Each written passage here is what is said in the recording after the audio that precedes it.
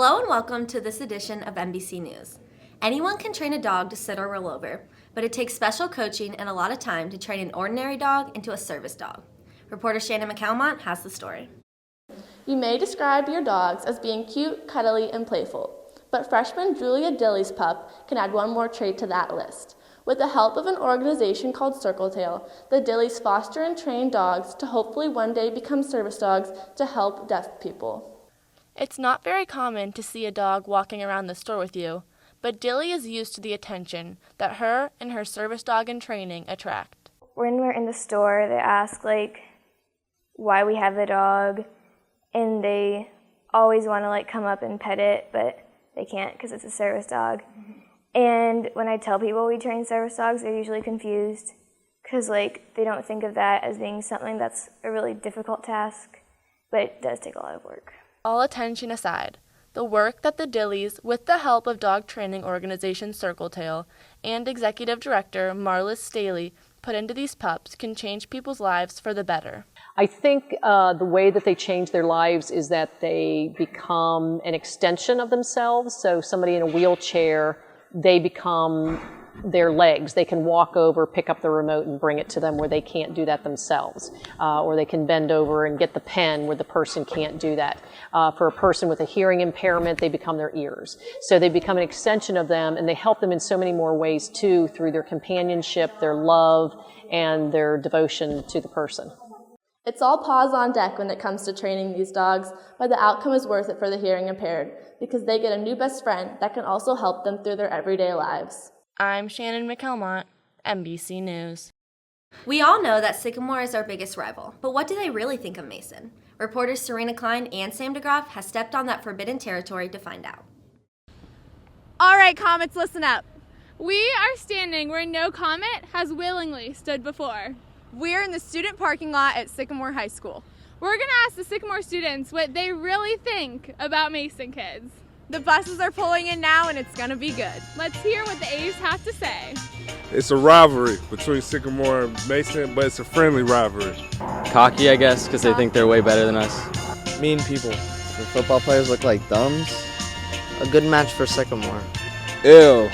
Rivalry. Mason's going down, all of you. Hey, Mason guys. This is Mason, right? Yeah, it is. Wait, what's the question? Oh, they're terrible. I don't like them at all. They're They seriously are. What do you want for Christmas? Coal? They're annoying. They suck. You know those hoverboard things that everyone thinks are cool, but they only think they're cool because they go to Mason?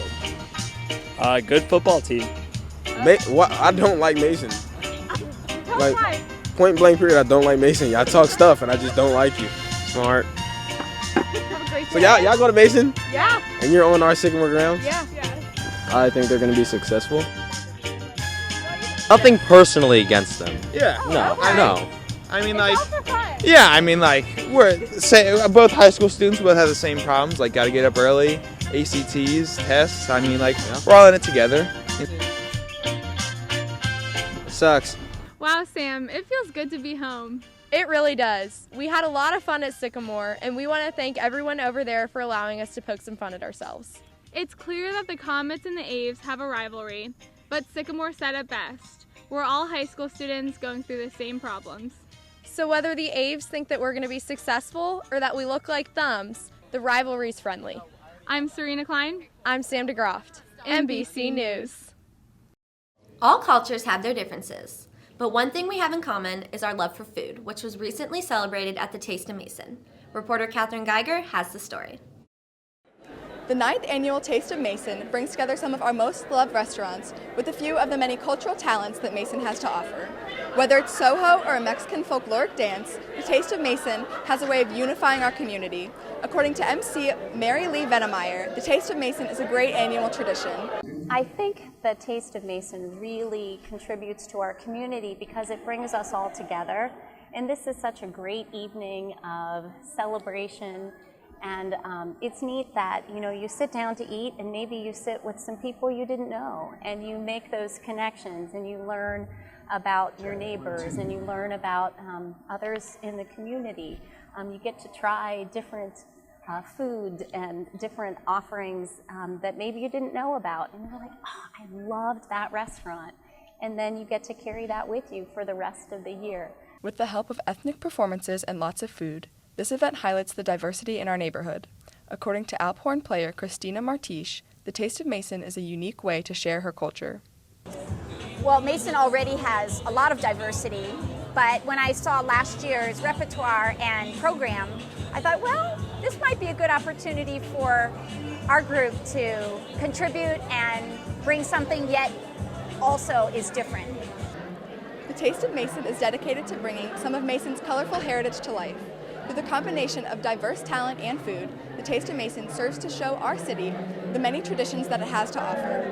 I'm Katherine Geiger, MBC News.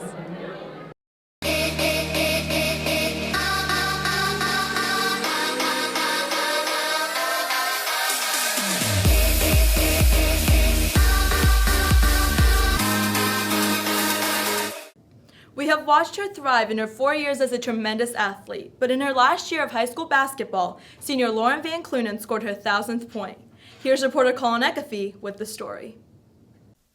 Reaching 1,000 points is one of the greatest individual accomplishments a player can get in high school basketball.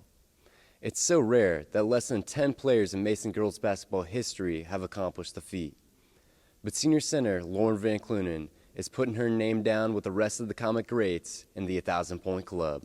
Although Lauren's name might be the one going down in the books, she credits her teammates for helping her get to this point.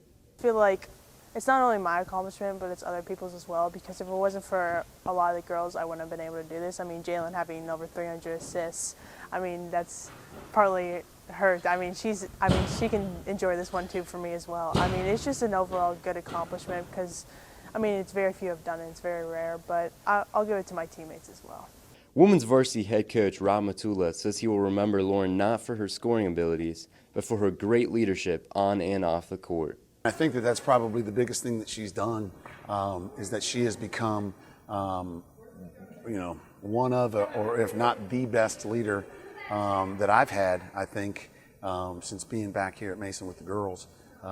She has battled through some adversity on that trip to being a leader, because being a true leader is a hard thing to do, and she battled through those, and I think has gotten the attention because she's productive on the floor, and she's productive in the classroom, and she's productive as a friend. With Van Clunen joining the 1,000-point club and senior point guard Jalen Mason breaking the assist record, it's been yet another record-breaking season for the Comet basketball program. I'm Colin Ekafy, MBC Sports. Of course, it's sad to see our seniors go, but one freshman baller might step up and fill their spot. Reporter Mackenzie Berriman has the story. Here at MHS, most freshmen are worried about getting good grades and finding their classes. But freshman student-athlete Sammy Poises has other things on her mind. Sammy was one of 2 freshman athletes on varsity volleyball and now the only freshman athlete on varsity basketball. According to Poises, the upperclassmen have been nothing but kind and welcoming to her, and she feels confident about the upcoming season. A lot of them helped me through drills, practices. They've been helping my confidence throughout the seasons, so I feel welcomed as a freshman. I think from a confidence level, it can be hard, but I think it really doesn't matter what age you are. We just kind of all just go out and play the game. According to head coach Rob Matula, Poises is a well-rounded player and fits in well with the team. What she gives us, is an all-round player. It's not like something specifically that she's going to do, and she gives us depth. And obviously she gives us length. I don't think that she should ever not be confident because she's talented. And she fits in with the girls, and the girls know that she's good, and they respect her because she's good, and she's a good teammate. So I wouldn't suspect that her confidence is going to be a problem at all.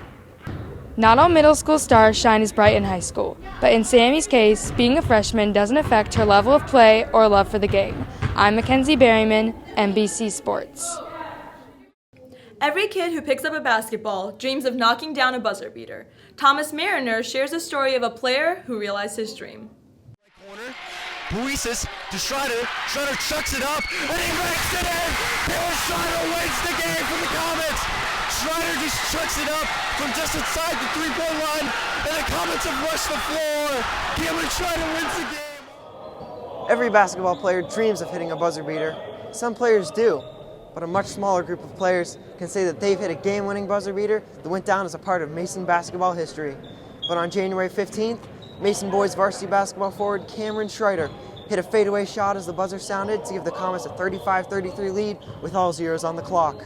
Schreider has had this dream for many years, and it's no secret that he was pleased when that dream came to fruition.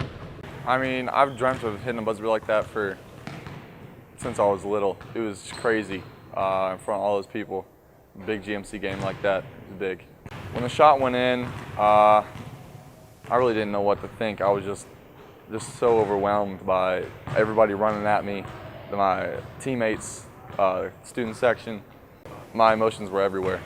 Schreider received media attention for the shot and was nominated for multiple awards by local Cincinnati news stations. While he remains focused on the court, he thoroughly enjoyed the news coverage that followed the shot. When I got all the media coverage, I felt kind of famous for a little bit. Everybody was tweeting at me. I got interviewed by the Inquirer. My coach gave me a big old hug. I couldn't breathe for like 3 minutes. Cameron Schreider made his dream a reality last month, but he's nowhere close to finished. Schreider has come a long way in his first year playing varsity basketball, and he's constantly looking to improve. I'm Thomas Mariner, MBC Sports. The Mason High School wrestling team celebrated a first-place victory, all while hosting the 12th annual JVH Invitational in the memory of former athlete James Horning. Sports reporter Colin Ecafee went from the courts to the mats to share this story. Every year since 2004, the James Horning Memorial Tournament has brought a little extra meaning with it. In 2004, James Horning, a Comet wrestler, passed away in a car accident. And since then, the Mason Wrestling Program has dedicated this tournament to the memory of James. Jim Horning, father of James and supporter of the Mason Wrestling Program, says it was hard at first having the tournament dedicated to James, but hopes that through James's story, members of the community will realize how unpredictable life is. At the beginning, it was very difficult because they told me that they would love to name the foundation or the tournament after my son a couple months after he had passed. So the first couple years was very difficult, just getting into the tournament life and knowing what we wanted to do as far as how we wanted to preserve his name. We've done a lot with our foundation with James, and we want people to know that life is short, and you don't know when it's going to come and when it's going to go. Varsity Wrestling head coach Craig Bernan said the team originally decided to rename the tournament as part of the healing process for the team.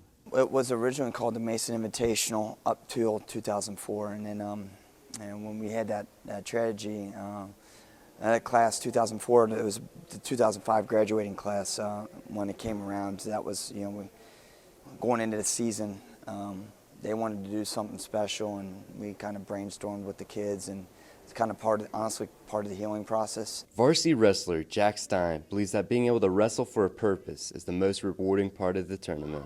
Most people don't really know the feeling, it is so awesome to wrestle for something, for a purpose, and it's not just wrestling. I mean, wrestling, we're all wrestling for James, so it's really cool.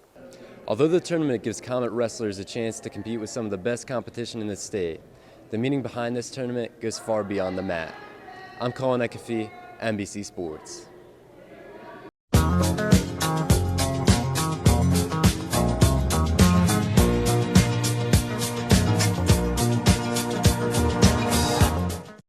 Whether you want your crush to call you or kiss you, there are many things you can say to the person you like. Here's reporter Tori McVeigh with today's Kids in the Hall. This year, over 8 billion candy hearts will be made for Valentine's Day. Most of them say something like, "You're cute," "Be mine," or "I love you." But we ask you, Kids in the Hall, if you were to write your crush a message on a candy heart, what would it say? You are a cheat, so here's something sweet. You better be rich. Crushes are overrated. Why do we need a crush? We're in high school. I'm the one for you. I gotta think of something better, and then I'll get it on the way back. I wish she was pretty as my mom. I'm gonna have to see his mom. Hi, I love you. My doctor diagnosed me with lack of your number ascites, so can you prescribe me some medicine, please? Age is just a number. It's just a number. Jail is just a room. I love you, Sean. I'm sorry. Although some people don't think we should have a crush in high school, those who do know how hard it is to talk to them. So why not try it out on a candy heart instead? I'm Tori McVeigh, MBC News. If you see a faded sign at the side of the road that says 15 miles to the left. Don't cheat on your diet, don't cheat on your girlfriend, and don't cheat on your test. Here's an important message from your administrators. Cheating is not worth it. It's not worth risking your integrity or your character. This will, absolutamente, absolutely, without a doubt, sin duda, hurt your future. Just because everybody else is doing it doesn't mean you should. So Mrs. Long, what is your favorite cheating story? Well, let me tell you, my best friend since like kindergarten, senior year, times are a little tough, decided that she was gonna cheat on her Spanish exam. She got caught. Well, we didn't think anything of it. We thought it was actually kind of funny, so we used to call her Cheaters Peters. Life went on, graduated, got jobs, went to college, had kids, got married. 10 years later, high school class reunion. Happened to invite some teachers to come back. As soon as he walked in the door, walked right up to her and said, "What's up, Cheaters Peters?" It's the only thing that he could remember 10 years later. So the bottom line, how do you want us to remember you? Most teachers aren't going to remember grades, but we're going to remember the person. So don't make us remember you as a cheater. We want to remember you as the great kid who was in our class. Before we leave you today, here are some wise words from Paul Berry. Good morning, country. Today what I want to talk to you about is living in the moment, enjoying the moment. You're only in high school once. You should celebrate those moments as you're in high school. Celebrate the little moments and the big moments. Celebrate the now, because the future, who knows? The future is a whole string of nows. Celebrate your big accomplishments, winning a game. Celebrate your big accomplishments, doing well on a test. Celebrate your small accomplishments. If somebody retweets a tweet that you tweeted, celebrate it. If somebody sends you a great Snapchat story, celebrate it. You have all the time in your life to worry about the things in the future. Worry about the now. Now is present. The second thing is Mason's a great high school. Make it a great high school. We heard on the announcements this morning about students in isolation. If you see somebody sitting by themselves at lunch, go up, smile, and say hello. You know, who knows? You might meet the future Mr. or Mrs. U. Thank you for joining us on this edition of MBC News. As always, we're committed to bringing you the news as students making the news. For everyone in front of and behind the camera, I'm Ellie Harpen. Welcome to my house.